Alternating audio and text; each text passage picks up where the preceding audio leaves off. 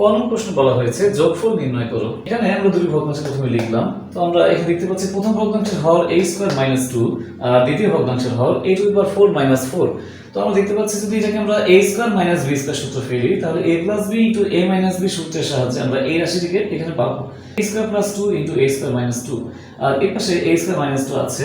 এবারে এই দুই ভগ্নাংশের হরের লসাগু করব। লসাগুতে আমরা পাচ্ছি a² + 2 এবং a² - 2। লসাগুকে হর দ্বারা ভাগ করলে a² - 2 বাদ যায় এবং থাকে a² + 2 যা 1 দিয়ে গুণ করলে a² + 2 হয়। পরে মাঝখানে প্লাস দিয়েছি আমরা। এবার আবার লসাগুকে যদি আমরা এই হর দিয়ে ভাগ করি তাহলে পুরো লসাগুটাই ভাগ করে 1 হয় এবং 1 এর সাথে এই 1 গুণ করলে 1 হয়।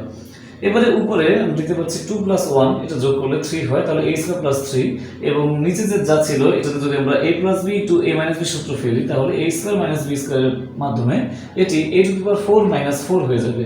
তো এই হচ্ছে আমাদের ক নয়ের সমাধান। তো শুরুতেই আমরা c = যেটা সেটা আছে এটি লিখেছি। এটাকে আমরা ডেল্টা ফ্যাক্টর করার জন্য ভেঙেছি 2x + 3 * x - 1 2x² - 3x - 9।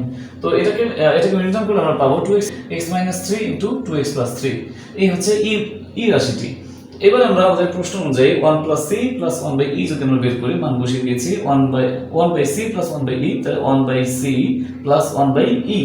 এবারে হরের লসাগু, এই যে হর যেগুলো আছে এগুলো যদি আমরা লসাগু করি আমরা পাচ্ছি 2x + 3 এখানে একটা অর্থাৎ সর্বোচ্চ একটাই আছে তাই এটা একটা থাকবে, x - 1 একটাই আছে হবে, x - 3 একটাই আছে হবে। তো আমরা সবগুলো রাশিকে লসাগুতে নিয়েছি। এবার লসাগুকে যদি আমরা হর দ্বারা ভাগ করি তাহলে 2x + 3 এবং x - 1 বাদ যায়, থাকে x - 3, এটার সাথে 1 গুণ করলে x - 3 হবে, প্লাস আবার যদি আমরা দ্বিতীয় ভগ্নাংশের হরকে যদি হর দিয়ে যদি লসাগুকে ভাগ করি তাহলে x - 3 এবং 2x + 3 বাদ যাবে, থাকবে x - 1, 1 দিয়ে গুণ করলে x - 1 হবে। তো উপরে যোগ বিয়োগ করলে আমরা পাচ্ছি 2x - 4 আর নিচে যা আছে তাই, উপরে 2 কমন নিলে আমরা পাই x - 2 আর নিচে যা আছে তাই রেখেছি। যদি কোনো কাটাকাটি যেত আমরা কাটাকাটি করতাম, কাটাকাটি যায়নি, তাহলে এটি আমাদের অ্যান্সার। অর্থাৎ